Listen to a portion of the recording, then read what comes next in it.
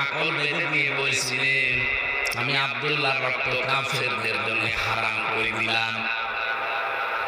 সাহাবী টুকরে কেঁদে উঠে বলে, হে রাসূল, আমি চাইলাম আমার জীবনটা দিয়ে শহীদ হতে, কারণ শাহাদাতের মর্যাদা আমি জানি, আর আপনি কাফেরদের জন্য আমার রক্তটা হারাম করে দিলেন। বিশ্ব নবী বলেন, আব্দুল্লাহ, তোমার যে অ্যাক্টিভিটিস আজকের এই ময়দানে আমি দেখেছি, এখন যদি তুমি জ্বরে পড়েও মারা যাও, কিয়ামতের দিন আল্লাহ তোমাকে শাহাদাতের মর্যাদা দান করবে। এই লোকটা যদি ইন্তেকাল হয়, শাহাদাত বরণ করে, নবীজি নিজে তার কবর খুঁড়ে লাশটা কবরের ভেতর শুয়ে নিজে দোয়া করেছিলেন, রব্বুল আলামিন, আজকের দিন পর্যন্ত আমি আব্দুল্লাহর উপরে খুশি আছি, মেহেরবানি করে তুমিও খুশি হয়ে যাও। এই আব্দুল্লাহর জন্য একবার নবী নিজে দোয়া করেছিলেন। আর এই যার একজন তার চাচা হামজা রাদিয়াল্লাহু তাআলা আনহু বললেন, হে আল্লাহ, আমি এ পর্যন্ত খুশি আছি কারণ আমার বাবা আমার জন্মের আগে দুনিয়া থেকে বিদায় নিয়েছে। এই পৃথিবীর ময়দানে আমার বাবার আদর আমি পাইনি। সবচাইতে বেশি মহব্বত, ভালোবাসা, আদর আমাকে দিয়েছে যিনি, তিনি আমার এই চাচা, আমি তার কাছে ঋণী হয়ে আছি।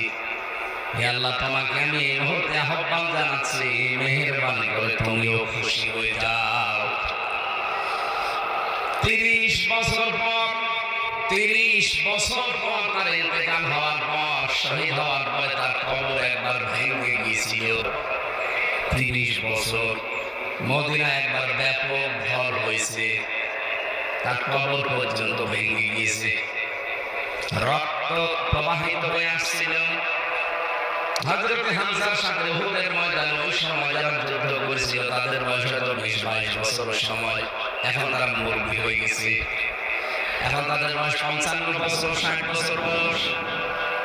রক্ত অনুসন্ধান করতে গিয়ে দেখে 30 বছর আগে মুহাম্মদ রাসূলুল্লাহর চাচা হযরত হামজাকে কাফেররা যেই জায়গায় কোপ দিয়েছিল, ওই সমস্ত জায়গা দিয়ে এখনো ফিনকি দিয়ে রক্ত বের হয়ে আসতেছে। আমার প্রশ্ন হচ্ছে, যদি খাবার না খাবে 30 বছর ওনার শরীরে রক্ত তৈরি হবে কি করে? কি কথা বলে না কেন? এখানে শাহাদাতের মরণ যারা পেয়েছেন, এই মানুষগুলো সত্যি বলছি, আপনি আন্দাজে তাদেরকে মরে গেছে কথা বলতে পারবেন না, মুখ দিয়ে বলাও নিষেধ, অন্তরে ধারণ করাও নিষেধ।